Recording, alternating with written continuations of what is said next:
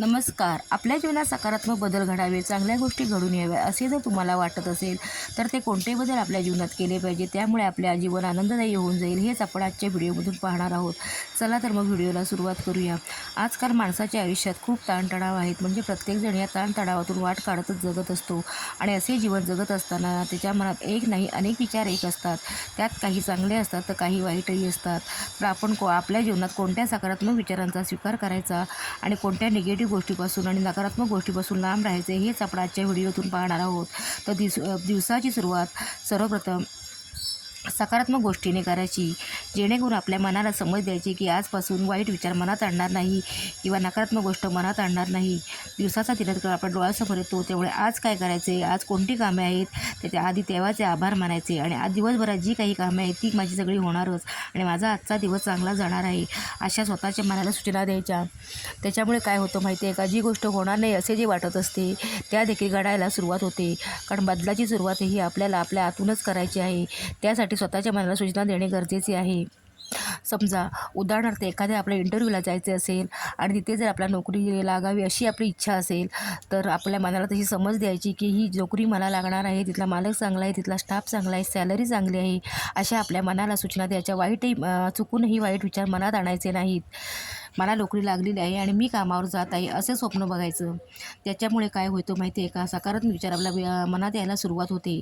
हा बदल काही तुम्हाला एका दिवसात होणार नाही. वारंवार तुम्ही असे विचार करायला सुरुवात केलात की नकारात्मक गोष्टी तुमच्या आजूबाजूला घडण्याच्या बंद होतील आणि तुमच्या आसपास सकारात्मक गोष्टी आणि सकारात्मक बदल व्हायला सुरुवात होईल.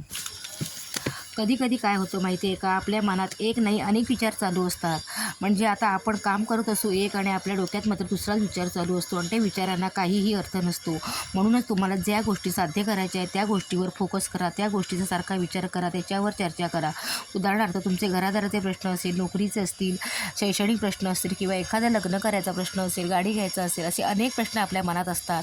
परंतु आपले ध्येय काय आहे, आपला फोकस कशावर पाहिजे, या गोष्टीचा विचार करा आणि त्या गोष्टीवर जास्तीत जास्त चर्चा करा.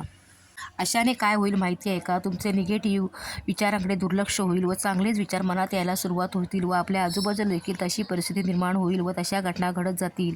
एक लक्षात ठेवा, आपण जसा विचार करणार आहोत तसेच आपल्या आयुष्याला वळण लागणार आहे आणि त्याप्रमाणेच आपल्या आयुष्यात बदल होणार आहेत. त्यामुळे सर्वप्रथम स्वतःच्या मनाला समजावून सांगा. कधीही दुसऱ्याशी बोलताना मोजकंच बोला. म्हणजे जेवढा विषय आहे त्या विषयाच्या अनुषंगानेच बोलायचे. समोर काय काय माणसांना सवय असते, समोरची व्यक्ती बोलत असेल तर त्याचे ऐकून न घेता मध्येच ते आपले गाऱ्हाणे मांडतात.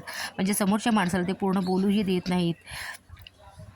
त्यातून तुम्हाला जर त्याला काही समोरच्याला सल्ला द्यायचा असेल तर नक्की द्या, परंतु समोरच्या व्यक्तीचे बोलणं अर्धवट तोडू नका, त्याला पूर्ण बोलू द्या. एखादी व्यक्ती आपल्याला वाईट वागत असेल, आपल्याशी वाईट बोलत असेल, कारण आपल्या या जगात वावरताना सगळीच माणसं काय तुम्हाला चांगली भेटतील असे नाही. काय काय माणसं निगेटिव्ह देखील भेटतात की जे आपल्या टोमण्यातून बोलतात किंवा त्यांच्या वाक्यातून आपल्याला समजतं. त्या अशा माणसांच्या संपर्कात न आलेलं चांगलं. कधी कधी आपण या माणसांना बघून आपली वाट बघत दिलेली कधीही उत्तम. कारण ही माणसं अचानक आपल्या डोळ्यासमोर आली तर आपण त्यांना विसरत नाही. त्यांना समोर पाहिल्यानंतर ती व्यक्ती मला काय बोलून गेली होती, ती मला व्यक्ती असं का बोलली, असं वारंवार आपल्या मनात आठवतं. बोलणारी व्यक्ती भलेही ती विसरून गेलीही असेल, पण आपण मात्र त्याचा सतत विचार करत असतो. म्हणजे आपण काय करत असतो, भूतकाळात जातो. कधी कधी भूतकाळात घडलेल्या गोष्टी वाईट असतात त्या आठवण्याचा प्रयत्न करतो. त्याच्यामुळे काय होतं माहिती आहे का, भूतकाळातील घटना या सहजासहजी विसरता येत नाही, त्या आपल्या मनातील एका कोपऱ्यात असतात. परंतु वर्तमान काळ जगत असताना भूतकाळातील एखादी घटना, एखादी गोष्ट आपल्या डोळ्यासमोर आली तर आपण सहजासहजी त्या घटनेबरोबर त्या भूतकाळात जातो आणि ती घटना आठवण्याचा प्रयत्न करतो. परंतु एखादी गोष्ट चांगली असेल तर ठीक आहे, परंतु एखादा वाईट प्रसंग किंवा एखादी वाईट गोष्ट आता भूतकाळात घडून गेली असेल आणि आता वर्तमान काळ जगत असताना ती आपल्या डोळ्यासमोर आली तर आपण मात्र त्या गोष्टीवर जास्तीत जास्त विचार करतो आणि या माझ्या बाबतीत असं का झालं, मी असं काय केलं, असं सारखं सारखं आपल्याला आठवत बसतं. त्याच्यामुळे काय होतं माहिती का, आपला मानसिक त्रास जास्त होतो. त्याच्यामुळे झालेल्या घटनेवर किती खोल विचार करायचा, ती सोडून द्यायची की जास्तीत जास्त विचार करून आपल्या मनाला त्रास करून घ्यायचं, हे तुमच्यावर अवलंबून आहे. मी तर म्हणेन की घडलेल्या गोष्टीवर जास्तीत जास्त भर न देता आता आपण जे वर्तमान काळात जीवन जगत आहोत त्याकडे लक्ष द्या व आपला वर्तमान काळ कसा आनंदात जाईल त्यावर फोकस करा. कारण गेलेला क्षण, गेलेली संधी आणि गेलेली वेळ परत कधीच येत नाही. त्यामुळे जास्तीत जास्त सकारात्मक गोष्टीवर भर द्यावा. आपल्या आजूबाजूला सकारात्मक घटना कशा घडतील याचा विचार करा. तर हा आजचा व्हिडिओ अधिक लांब न करता मी इथेच थांबवते. तुम्ही जर माझ्या चॅनलला अजून भेट दिली नसेल तर नक्की भेट द्या. कोकणी स्वामी सेवेकरी या मराठी चॅनलला नक्की भेट द्या व त्यावर जे माहितीपूर्ण व्हिडिओ आहे ते नक्की पहा. तर पुन्हा भेटूया अशाच एखाद्या छानच्या व्हिडिओसोबत. तोपर्यंत सर्वांना श्री स्वामी समर्थ आणि व्हिडिओ पाहिल्याबद्दल धन्यवाद.